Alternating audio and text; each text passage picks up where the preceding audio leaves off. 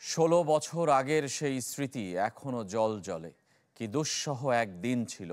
দিনের আলোয় অন্ধকার নেমে এসেছিল পাকিস্তানের ক্রিকেটে। লাহোরের মানুষ আজও স্মরণ করে শ্রীলঙ্কার টিম বাসে হামলার সেই ঘটনাকে। পাকিস্তানের লাহোর থেকে আরো জানাচ্ছেন জহির সাগর।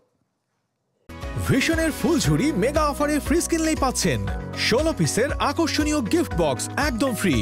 লিবার্টি চক, বাংলা যার অর্থ দাঁড়ায় লিবার্টি মোড়।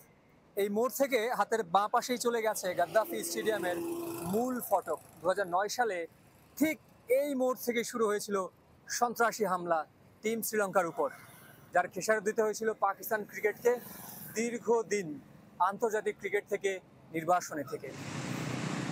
ক্রিকেট বিশ্বকে স্তব্ধ করে দেয়া সেই ভয়াবহ সন্ত্রাসী হামলার সাক্ষী গাদ্দাফি স্টেডিয়ামের মূল গেটের পাশের বাসিন্দা ইব্রাহিম নিজেই জানাচ্ছিলেন কি ঘটেছিল সেদিন।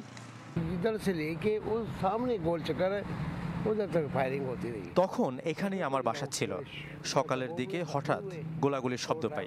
লিবার্টি চক থেকে স্টেডিয়ামের প্রবেশ পথেই শ্রীলঙ্কা টিমের উপর হামলা হয়, যা ছিল ভয়াবহ এক অভিজ্ঞতা।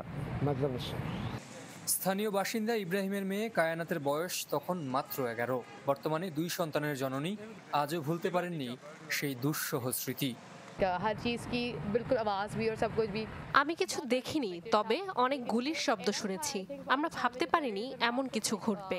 শুধু ক্রিকেটের জন্যই নয়, পুরো বিশ্বের কাছে যা পাকিস্তানকে ছোট করেছে। শ্রীলঙ্কা টিম বাসের উপর হামলার পর পাকিস্তানে আন্তর্জাতিক ক্রিকেট ফিরতে সময় লেগেছিল ৬ বছর।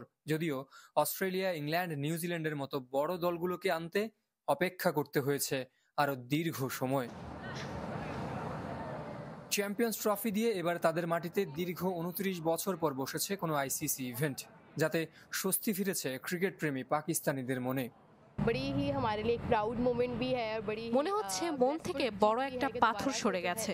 সেই হামলার পরও কুমার সাঙ্গাকারা যেভাবে পাকিস্তানের পক্ষে দাঁড়িয়েছিলেন, তাতে তার কাছে আমরা চিরকৃতজ্ঞ। সেদিন আমি বিএসসি পরীক্ষা দিয়ে ফিরছিলাম, তখনই এমন ঘটনা ঘটল। শ্রীলঙ্কা দলের বাস চালকের সাহসিকতায় সব ক্রিকেটার প্রাণে বেঁচে গিয়েছিল। তার শরীরে ৩টি গুলি লেগেছিল, তারপরও যেভাবে বাস নিয়ে স্টেডিয়াম গেট পর্যন্ত নিয়ে গেছেন তা সত্যিই প্রশংসা। সময়ের সাথে সাথে লাহোরে যেমন ফিরেছে স্বাভাবিকতা, তেমনি স্বস্তি ফিরেছে জনমনে। তবে ২০০৯ সালের সেই রক্তাক্ত ঘটনা এখনো তাড়িয়ে বেড়ায় অনেককে। জহির সাগর, চ্যানেল 24, লাহোর, পাকিস্তান।